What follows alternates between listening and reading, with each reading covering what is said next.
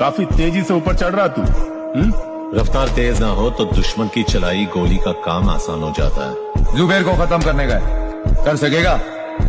हथौड़े के सामने कील रख के पूछता है, ठोकेगा?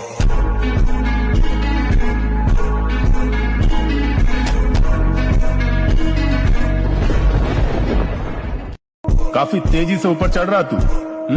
रफ्तार तेज ना हो तो दुश्मन की चलाई गोली का काम आसान हो जाता है। जुबेर को खत्म करने का है, कर सकेगा? हथौड़े के सामने कील रख के पूछता है, ठोकेगा?